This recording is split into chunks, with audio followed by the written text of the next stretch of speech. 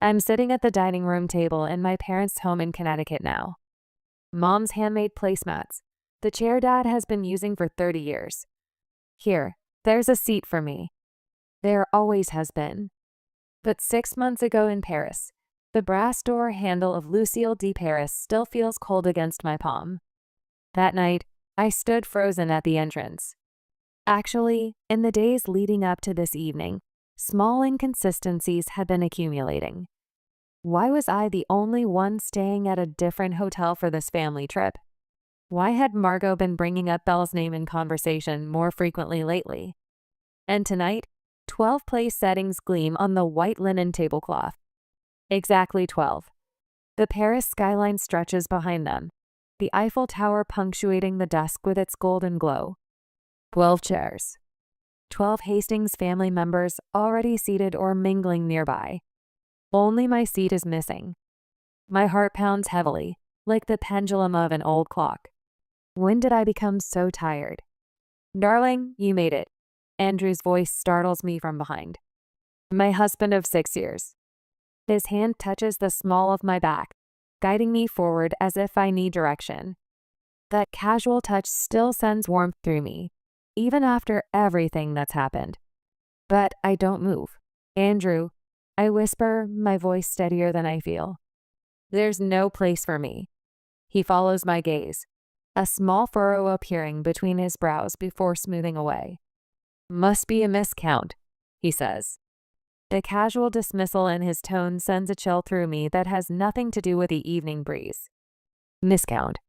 My existence is a miscount. I straighten my spine and cross the terrace, Andrew trailing behind me.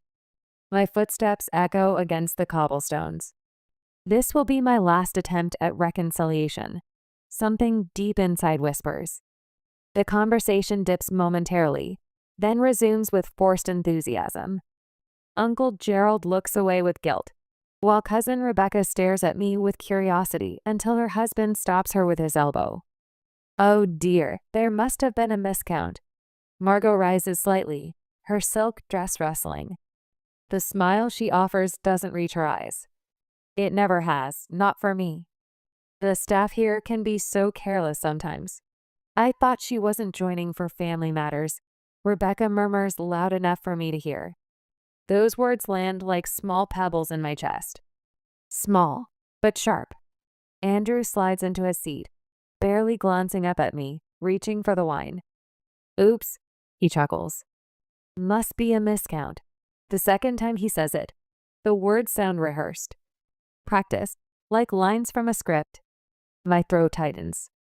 But strangely, something other than anger quietly awakens within me. It seems my seat at the family table has disappeared, I say. My voice comes out low but firm, carrying just far enough. Gerald shifts uncomfortably. Rebecca clutches her husband's arm. Some pretend to be suddenly engrossed in menus or the view, while Margot maintains her composure, though the slight tremor in her hands betrays her. Don't be so dramatic, Elise. Andrew's dismissive chuckle scrapes against my ears. Dramatic.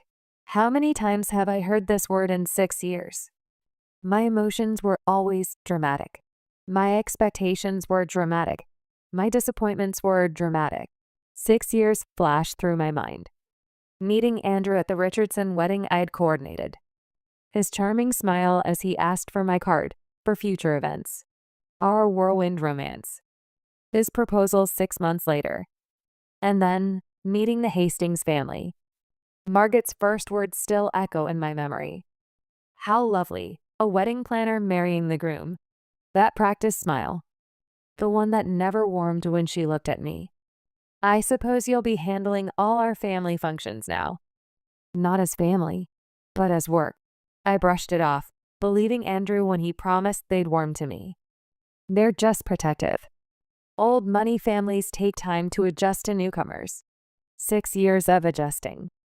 6 years of subtle exclusions and whispered comments.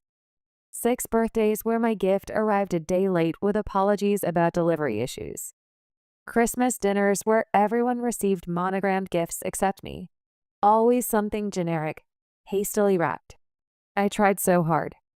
Learned their customs, their inside jokes, planned flawless gatherings that impressed even their snobbiest friends, used my connections to secure impossible reservations, spent countless hours listening to Margot's thinly veiled criticisms disguised as helpful suggestions, all while building my company, refined and ready from scratch, turning it into New York's most exclusive event planning service. And still, no seat at their table. Something shifts inside me. A quiet click, like a lock tumbling into place. My hand slides from Andrew's shoulder, the expensive fabric of his suit cool under my fingers. "Enjoy your family dinner," I say, my smile perfectly poised. "I'll see myself out." For one brief moment, discomfort ripples across their faces. Gerald shifts in his seat. Rebecca's husband examines his napkin. Even Margot's composure slips, just for a heartbeat. Then relief washes over them, almost palpable in its intensity. They wanted this outcome all along. I turn and walk away, my heels marking a steady rhythm across the terrace. My shoulders back, head high. Behind me, conversation resumes. Laughter bubbles up, freer now, more lighthearted. The sound follows me through the door and into the elevator. Only when the doors close do I allow myself one shaky breath. The golden glow of Paris lights spills across my hotel suite as I sit cross-legged on the king-size bed, my laptop balanced on my knees. The open spreadsheets paint a financial picture I've suspected for months, but never wanted to confirm. Nearly $12 million in failed Hastings family investments stare back at me in neat, damning columns. But even more shocking is the evidence of funds secretly transferred from my company to cover these losses. My fingers hover over the keyboard, trembling slightly as I plug in the flash drive I found tucked in Andrew's briefcase 3 weeks ago. He'd been careless that day, rushing out to meet his mother for lunch, distracted. But now I think about it, Andrew's behavior had been unnatural for months. When taking phone calls, he would somehow move to another room. His business trips increased abnormally. And sometimes, when I spoke to him, he would momentarily brace himself. Everything was starting to connect. The black drive sits innocuously among my files now, its contents far more explosive than its plain appearance suggests. The folder opens, revealing dozens of documents with innocuous names. I spend the rest of the afternoon and late into the night, drinking cup after cup of coffee, scrutinizing each one. By 3 a.m, the full picture finally emerges. The first document I found was titled simply Announcement. The document loads and the world stops. Andrew and Brielle Kingsley are pleased to announce. I read the paragraph 3 times, my brain refusing to process the words. Andrew's ex-girlfriend. The one he dated before me. The one Margot always spoke of with that wistful tone. My fingers move mechanically through the remaining files. Draft divorce papers with Andrew's signature already in place. Text messages between him and Belle spanning back 18 months. And then the decisive evidence, an ultrasound image dated 3 months ago. Pregnancy 15 months after the affair began. The timing seems nothing if not calculated. And then I find it. Margot's handwritten notes, scanned and saved as a PDF. Finally, the right woman for the Hastings. Scrolling further reveals Margot's calculated fingerprints everywhere. Emails between her and Belle going back 2 years, 6 months before Andrew's affair even started. Lunch dates, shopping excursions for the perfect heirloom to pass down. Evidence that while pretending to help me choose anniversary gifts for Andrew, she was actually grooming my replacement. Margot had been orchestrating my replacement, while accepting my Christmas gifts and pretending to tolerate me at family functions. Tonight's dinner, the missing chair. It wasn't just another slight. It was the preamble to my replacement. Andrew sitting there, smiling at his family, champagne in hand, while planning to ambush me with divorce papers. The entire family complicit in my humiliation, rehearsing their roles in this elaborate takedown. While I sat alone in our suite this afternoon, they'd been rehearsing how to tell me that Andrew was leaving me for his pregnant ex-girlfriend. The family dinner wasn't just excluding me. It was celebrating my imminent departure. I shut the laptop and push it away, swinging my legs over the side of the bed. The plush carpet cushions my bare feet as I walk to the balcony doors and fling them open. The spring air rushes in, carrying the scent of rain-washed streets and distant bakeries. 6 years of my life. 6 years building a business while simultaneously propping up the Hastings family finances. The quarterly transfers to their investment accounts. The loans that were never repaid. The vacations charged to my company credit card as business development. All this time, I thought I was helping family. Instead, I was funding their lifestyle while they plotted behind my back, bleeding my company dry as they prepared to discard me. My hands grip the balcony railing as Paris sprawls before me. The Eiffel Tower punctuates the night sky like an elaborate exclamation point. Between my fingers, my wedding ring catches the light from the street below. I twist it once, twice, then slip it off completely. A single tear slides down my cheek before I swipe it away. Tears won't fix this. Nothing will fix this. But I can damn well make sure they don't walk away unscathed. I turn back to the room, purpose replacing shock. My phone is in my hand before I fully formed a plan, scrolling to find Jamie's number. "Boss, it's midnight here. Everything okay?" My assistant's voice grounds me immediately. I need every contract pulled immediately. Every Hastings family event, every rental agreement, every vendor payment schedule. Jamie, bless her, doesn't ask why. Give me 20 minutes to get to the office. I'll call the team. Victoria 2. My lawyer has warned me about the Hastings finances for years. I should have listened sooner. The loyalty of my team hits me. The stark contrast to the family I married into. My refined and ready staff who've pulled all-nighters to rescue impossible events. Who covered for me when I missed meetings for Hastings family emergencies. Who never complained when I diverted company resources to impress Andrew's connections. They've been my real family all along, standing beside me while I chased approval from people who never intended to give it. While I wait, I pull up the itinerary for the next 2 weeks of the Hastings Grand European Tour I meticulously planned, leveraging every professional connection I've built over the last decade.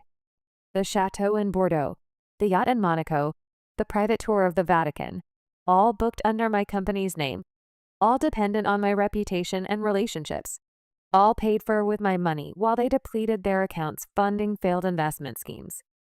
My phone buzzes with an incoming call from Victoria. "Tell me everything," she says instead of, "Hello." Loyalty in her voice steals me further. 20 minutes later, I make the first call. The manager at Chateau Margaux answers immediately despite the late hour. "Jean-Michel, it's Elise Hastings.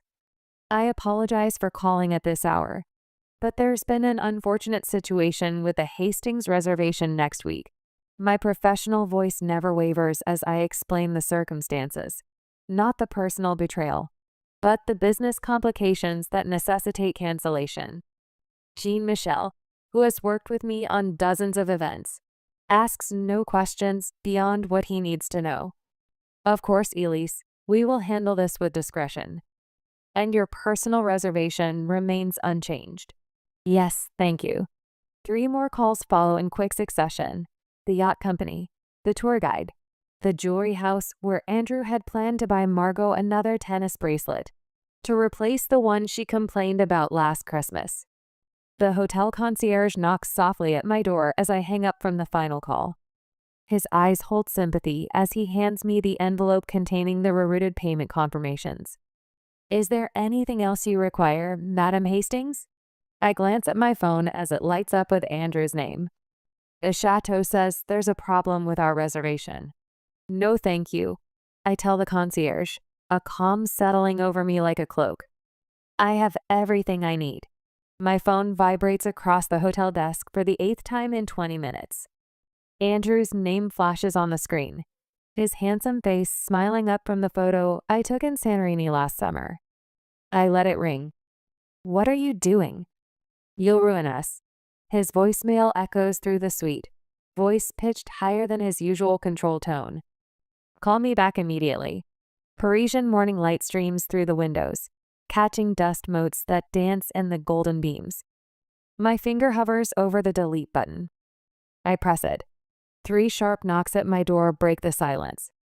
I check the peephole, unsurprised to find Margot standing in the hallway, wearing a powder blue St. John suit with her signature pearls. This time, I won't run away. For 6 years, I've made myself small to accommodate their convenience. But tonight is different. I have evidence. I have truth. It's time to face them head on. Elise, she brushes past me without waiting for an invitation. This childish behavior must stop. Do you have any idea what you're doing to this family? I close the door softly, a strange calm settling over me like a familiar shawl. 6 years of slights crystallize in my mind with sudden clarity. The forgotten birthday invitations, the Christmas gifts without thought, the subtle corrections to my table manners. All while I built Refined and Ready from a dream into New York's premier event planning service. Our family name carries weight in these circles, she continues, voice dropping to a hiss. If you think you can damage them with a tantrum, you are sorely mistaken. The word family strikes me as particularly hollow now. My phone buzzes with a text from Rebecca. We're all concerned about your emotional state. This isn't like you. Another arrives from Gerald. Let's talk this through like family. Family. The word tastes bitter now. The Hastings name isn't on those reservations, Margot. Mine is. She freezes. In that moment, I see every calculation running behind her eyes.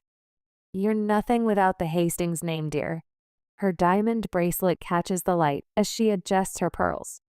Wedding planner playing dress up in our world. Actually, Margot, it's the reverse. I set my cup down with a gentle clink. Refined and Ready made $3 million in profit last quarter. I've built something from nothing while watching your family spend money that doesn't exist. Color drains from her face. You don't know what you're talking about. I know about the failed investment in the Singapore property group. The yacht that's mortgaged to the waterline. The line of credit you've been using to maintain appearances. I move to the window, gazing out at the Parisian skyline. I also know about Belle and the baby. Margot's perfect posture falters. For the first time in 6 years, I've surprised her into silence. My laptop chimes with an incoming video call. Jamie's familiar face appears, her red curls framing tired eyes. Behind her, I glimpse our Manhattan office buzzing with activity despite the early hour in New York. I'm on the 9:15 flight, she says without preamble. Victoria's team worked through the night. The documents are ready for your signature when I land. The Collins wedding? I ask, aware of Margot still standing frozen behind me. Handled. Sophia is taking point. Mark's covering everything else. I nod, warmed by their efficiency. These connections were built on respect, not inheritance. I say loudly enough for Margot to hear. After Jamie's call ends, Margot's mask has slipped back into place, though a slight tremor in her hand betrays her. This is a misunderstanding that can be remedied, she says, reaching for her practiced social smile. I shake my head. I have a meeting in 40 minutes. 40 minutes later, I sit at a cafe across from the Maurice, where the Hastings are dining. Through the restaurant's windows, I watch a scene unfold. The maitre d' approaches their table, speaking quietly to Gerald. Andrew stands, face flushed with anger as he gestures sharply at his phone. Rebecca clutches her husband's arm, eyes wide with disbelief. Margot's stiff smile crumbles as she unclasps her diamond tennis bracelet and hands it to the manager as collateral. Your reservations have been canceled. I whisper to myself, watching Andrew stab frantically at his phone. All of them. The chateau in Provence, the yacht in Monaco, the private tours Andrew bragged about to his college friends. All gone with a few calls from the woman they never considered family. Just the help with convenient connections. Back in my new suite, not the one Margot knows about, I spread documents across the desk with methodical precision. Financial statements showing wire transfers from my accounts to Hastings family expenses. Emails between Margot and the family lawyer discussing how to limit my claim on assets when the time comes. My phone buzzes with a text from Andrew. We need to talk. Meet me at the cafe on Rue Donner at 4. My fingers hover above the screen before typing. I'll be there in 30 minutes. I gather the evidence into a leather portfolio, then reach for a second folder labeled simply Contingency. Inside lies the culmination of everything I've learned about leverage during 6 years of being treated as an outsider by the family I married into. The weight of it feels good in my hands. Solid. Real. The cafe chair scrapes against the cobblestone as Andrew checks his watch for the third time in 5 minutes. His fingers drum against the white tablecloth, his wedding ring catching the afternoon sunlight. I spot him from across the street, my folder heavy in my hands.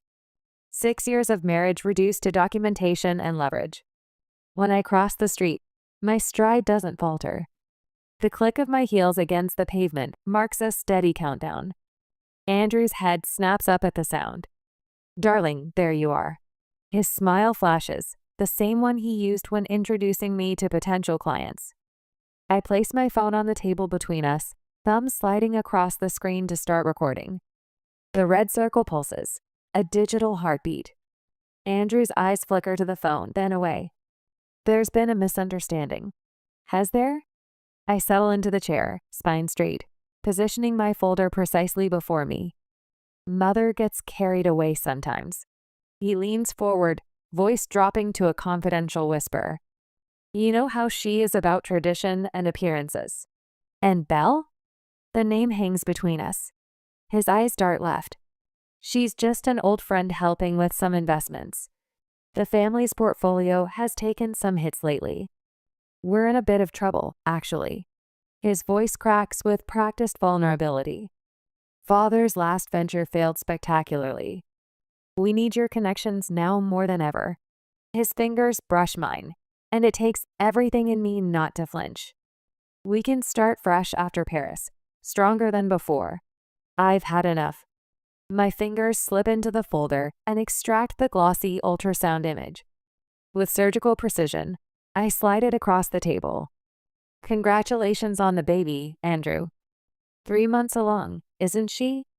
The color drains from his face so quickly I wonder if he might faint. I've already contacted my lawyer. Here are my terms. I open the folder, revealing the documents Victoria prepared. My phone buzzes with an incoming call. Margaret's name flashes on the screen. Right on schedule. Mother sends her apologies, he says, voice hollow, declining the call. Just a seeding misunderstanding, dear. His phone pings repeatedly. Messages from cousins suddenly remembering my birthday. Invitations to family gatherings. Andrew's eyes fill with tears. Ellie, please. I made a mistake. I'll tell Belle it's over. Complete transparency from now on. The family wants us all for breakfast tomorrow to clear everything up. I stand, gathering my folder. Your mother always did prefer breakfast for delivering bad news. As I walk away, I hear him whisper into his phone. She knows. She fucking knows everything. From across the street, I watch him hurry to meet Belle, who's been waiting outside a nearby shop. I linger just long enough to overhear fragments of their conversation. What happened? Belle clutches his arm. She has the ultrasound. Andrew's voice breaks. She knows everything. Belle's face pales. But you said she'd never. I know what I said. His hushed voice carries on the breeze. Mother will figure something out. I slip around the corner and lean against the cool stone wall. My phone buzzes again, Margot. I answer this time. Hello, Margot. Elise, darling. Her voice drips with honey. That dreadful business at Lucille was a simple misunderstanding with the reservations. Was it? Absolutely. She pauses. We've planned a special family breakfast tomorrow. Everyone's so looking forward to seeing you. From my vantage point, I can still see Andrew and Belle. Her copper hair catches the sunlight as she gestures frantically. She looks so young. The perfect Hastings wife in the making. Of course, Margot. I wouldn't miss it. I hang up as Andrew's phone comes through on speaker with Margaret's voice.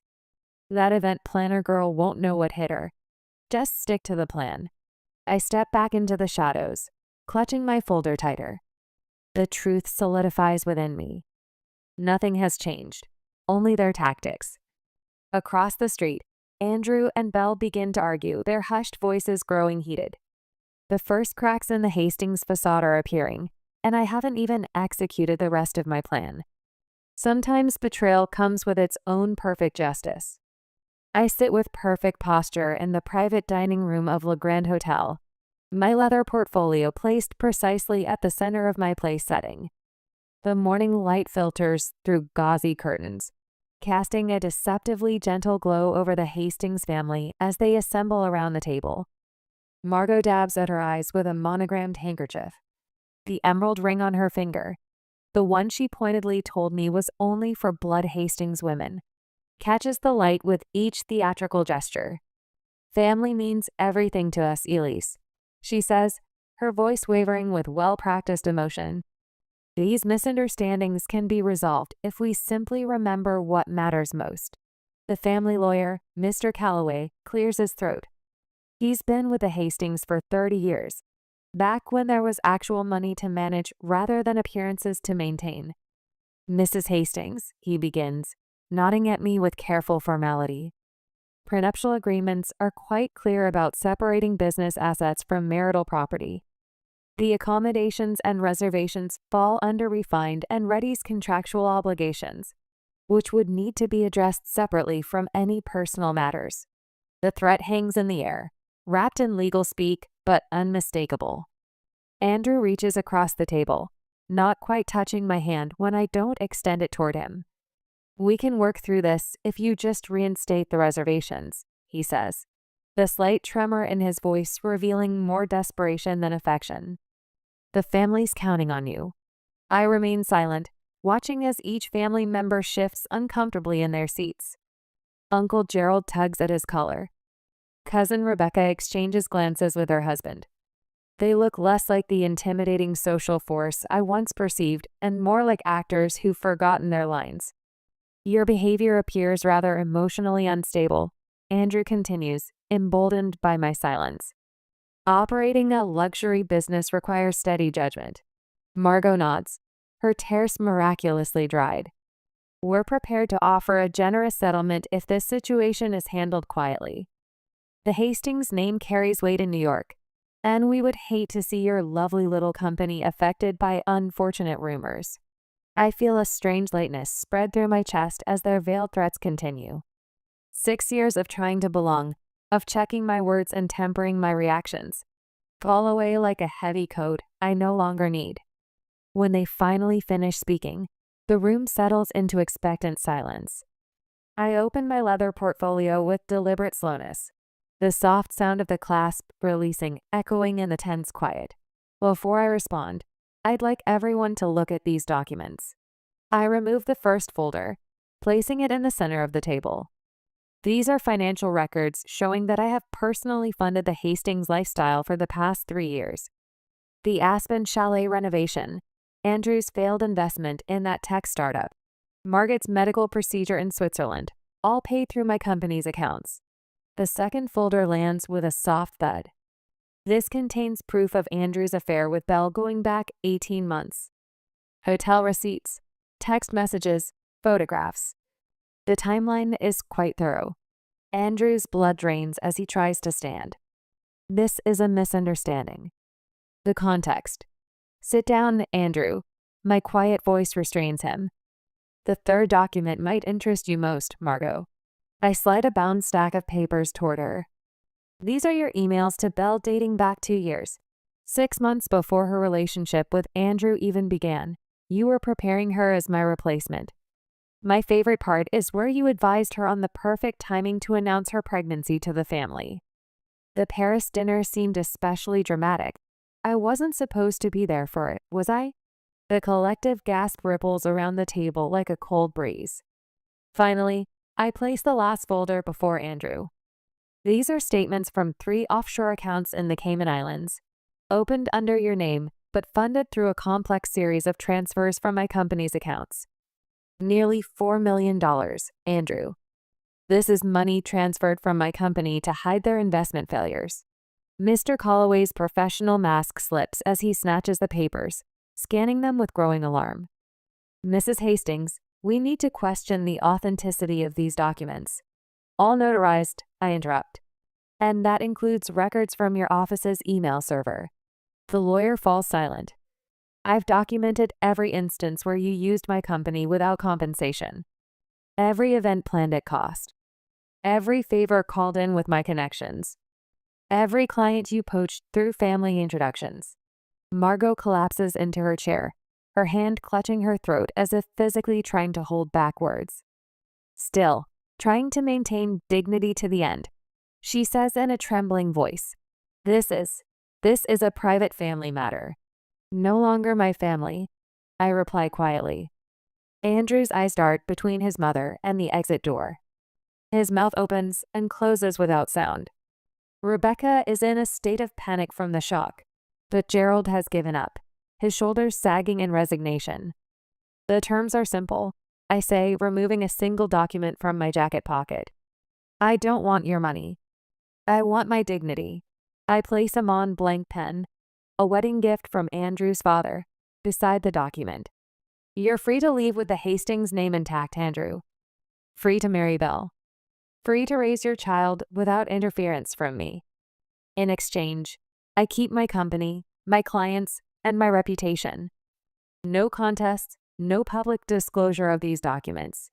Andrew reaches for the pen with a trembling hand, not meeting my eyes as he signs.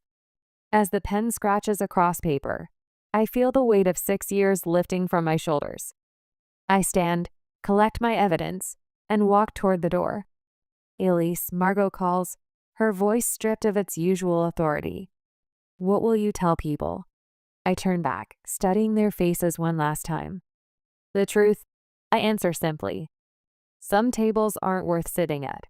I stand before the floor-to-ceiling windows of my expanded Manhattan office. The morning light catches the polished silver of the refined and ready logo on the wall. Beyond the glass, New York pulses with possibility, much like the life I've reclaimed. My phone buzzes with a text from the Belgian princess whose wedding we're coordinating next month. I smile at the question about vintage champagne coupes. 6 months ago, I would have desperately sought the right answer. Today, I simply offer my professional opinion and let it stand. The florist from Monaco is online too, Jamie says, appearing at my doorway. And the Vanity Fair photographer needs to reschedule your portrait for the Women Redefining Luxury feature. I nod, taking a moment to appreciate the wall behind Jamie. Dozens of framed thank you notes and photos with celebrities, dignitaries, and business icons.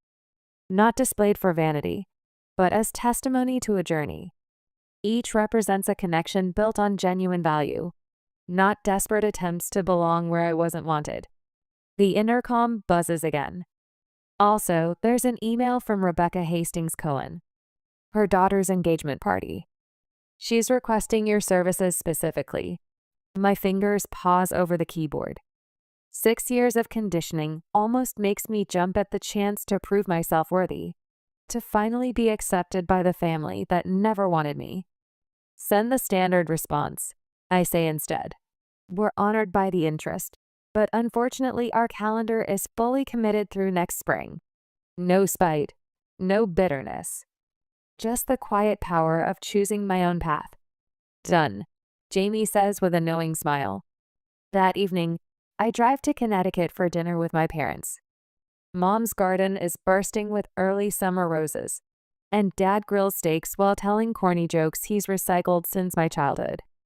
Their dining room table, scratched from decades of family meals and homework sessions, seats me in the same chair I've had since I was tall enough to reach the table without a booster. The Wilsons next door asked about you again, Mom says, passing the salad. They saw that spread in Town and Country. Dad squeezes my hand. We're proud of you, kiddo. Not because of the fancy magazine or the royal clients, but because you found your way back to yourself. The words catch in my throat. These people who taught me my worth had nothing to do with a last name or social standing. They had watched me slowly erase myself, trying to earn the approval of people who would never give it. Dr. Shelton says I was trying to solve a problem that wasn't mine to fix. I tell them, referencing my therapist of the past 6 months, some people just won't make room for you no matter how small you make yourself. Later that week, I gather my team at our favorite rooftop bar to celebrate signing the governor's inaugural ball. 15 faces glow in the sunset light, people who stood by me during the darkest days, who never once questioned if I was enough. Jamie raises her glass. To the woman who taught us all about standing our ground. Laughter ripples through our circle, genuine, warm, free from the constant calculation of what's acceptable. This is the family I chose. Across the table sits Zoe, our newest team member. At 24, she reminds me of myself, brilliant, eager, and recovering from a relationship where she was constantly diminished. Sometimes, I tell her quietly while the others chat, the chair not being there for you is the best thing that could happen. It forces you to build something better. A month later, I stand on the terrace of my rented villa on the Amalfi Coast. The Mediterranean stretches before me like possibility itself. My phone receives a formal notification from lawyer Victoria. The divorce is final. Later, I find a small article in the online edition of New York Social Register about Andrew and Belle's courthouse wedding yesterday, with photos. I don't feel the sting I expected. Instead, something like peace settles over me as I lift my coffee cup toward the horizon. That evening, my team joins me on the terrace as we plan the Viscount's anniversary gala. Laptops and sample books scattered across the table as we work and laugh. Crystal glasses catch the golden Italian sunset as we work. I take my seat at the head of the table and raise my glass. To tables worth sitting at, I say, and to carefully choosing who gets a seat. The faces around me shine with something the Hastings family never understood. Genuine connection. I take a deep, peaceful breath. The sunset wraps us warmly.